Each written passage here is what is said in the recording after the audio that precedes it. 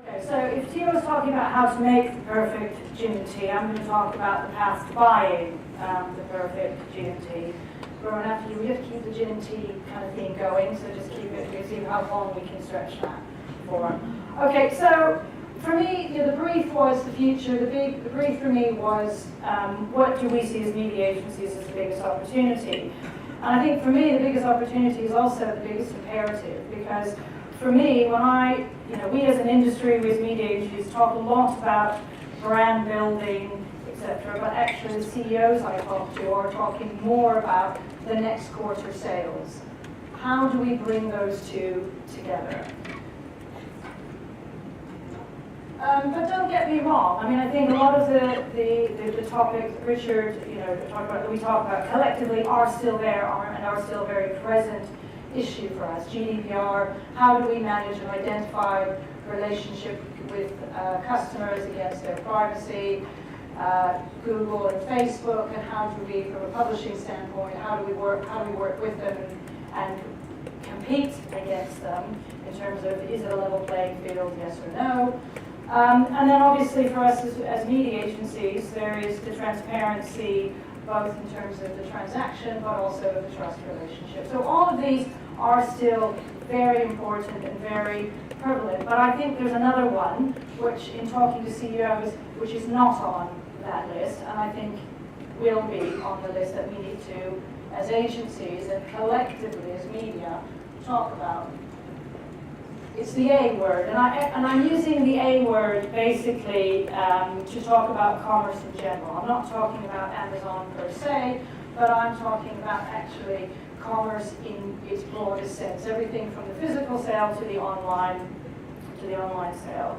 I mean, in some ways, I think commerce is the new king. Everyone talks about content being king, but I think commerce is the new king, at least for the CEOs that I have spoken to. Brexit, economic pressures, they're focused their eyes on it. And I've been surprised at how much CEOs have wanted to understand the detail of how Amazon works and what does it mean for e-commerce. They are not viewing this as a marketing channel, they are viewing it as a business disruptor. And it all goes back to, who would have thought on the 28th of August in 2017 when Amazon bought Whole Foods, that all of a sudden Amazon went straight up the dial to board level to have a discussion. So the dynamic has changed for us, but also for our clients.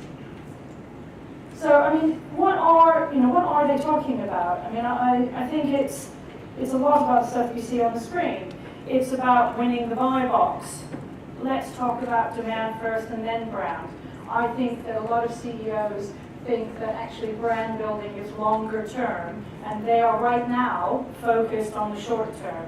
We do know that strong brands deliver sales. Strong brands actually will survive in a voice-enabled world.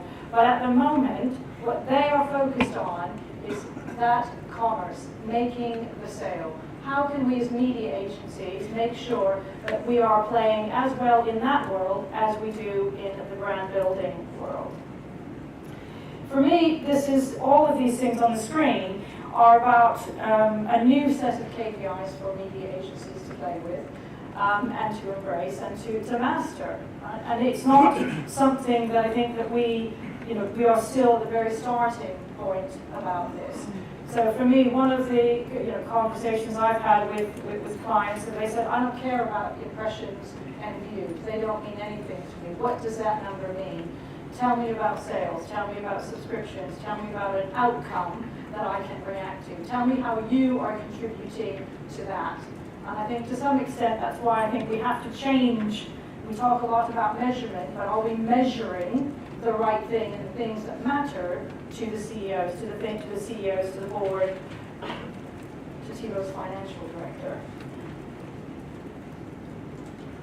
And so, Thibaut actually said that he actually gets his presentations reviewed by his financial director. I think that's also for the sake of clarity, but for us, I want to be writing presentations that make sense for Thibaut's financial director. I want to make presentations and have conversations that are meaningful in a real way to my clients. I suppose the last little bit is media director, CMO, and certainly not procurement. I think one of the big challenges, and I didn't see them on the list, so the elephant not in the room is the procurement people. But even, I would say, as a media agency, one of our challenges is, as we move to being more about business outcomes and sales, that is not how we as agencies are often measured by our clients and by procurement. And I think there is a collective understanding that that's the way in which we measure is not the correct way. But the challenge is that, you know, it's very hard to do that with Excel templates.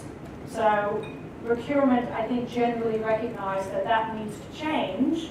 But I think there's a general kind of challenge in, well, how are we going to be measured and how are we going to be even remunerated for that? So for me, there's kind of 4 things that the future requires us to change and to adapt to.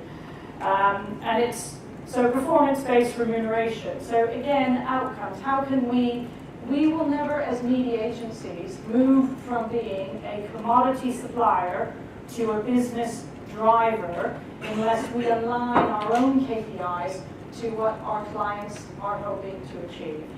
Right? So we need to have more skin in the game. Yes, it's complicated. Yes, we're still starting out, but we have to start now. It's also about not always linked to execution. And I think that this is an interesting one because for me, you know, working at Mindshare, quite a lot of our clients, many of them are startups, many of them are e-commerce businesses who do their own digital execution in-house. What they want from us is not actually execution. What they want from us is consulting. They want a point of view. They want us to tell them, this is what happens here, this is what you could do better, bringing best practice. So moving away from our legacy, our heritage of being executional agents, and moving one to being more about consultants and not being so hung up with absolutely having to do the execution. And I think for us, that for me, that element also plays very well when you have clients who want to in-house, because for me, I don't see that as a challenge for media agencies. You can if you want to, but I actually see it's about, again, what Thibaut was mentioning about a closeness and a working better together. And whether that means that we are working with your own people, that we are actually sitting inside your company, it doesn't matter. It's about actually focusing on what matters. Real time is real. It's quite funny when I was listening to one of our clients actually checks his subs every morning, literally every morning. I swear to God, I think he rolls out of bed and checks it.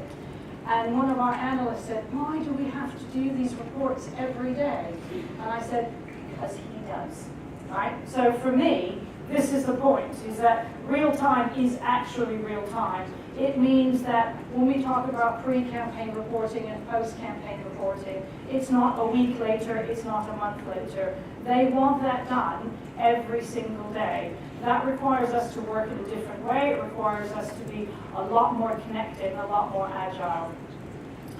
And it's about connected journeys, so on and off-site. And I think, again, this is about collaboration and recognizing that actually the path to buy the perfect G&T or the path to buy, shampoo is now becoming much more connected. We can't live in a media channel way. We have to understand CRM. We have to understand the in-store bit. And it's a challenge for us as media agencies, but it's also a challenge for our clients who have legacy structures, who have all of those elements siloed. And we have to work together at the same table, as you mentioned, to make sure that those connected journeys happen. It means that us as media agencies have to be open source and agnostic, and recognize that actually our role depends on not just the media that we execute, but the content that is produced on site.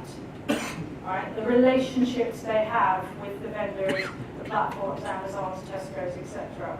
All of those are connected, and we have to then embrace a new team model as well. I guess my final bit, and again, I think you'll hear, Tiwa mentioned it, and I'm sure Ryan will mention it about test and learn. And I think testing is great, but if you don't learn from the testing, if you don't actually have an agenda to learn, the clients, startups, the e-commerce, they want to see your test and learn plan, they want to see a more considered approach to it, and they want to see us as media agencies be brave about testing and learning. But they also want to make sure that we integrate those learnings and it's not a once-off. So I would invite all of you, as us journeying on this, to embrace that test and learn, because for me, some of the biggest and most powerful learnings I've had is when I've failed, and we shouldn't be worried about failing. We should test, learn, and move on. So with that, I think we should all embrace it together. So for me, I'm in that challenging but optimistic button there. I do think it's challenging, but I firmly believe that for me, that I'm really proud and happy to be working in the media industry today.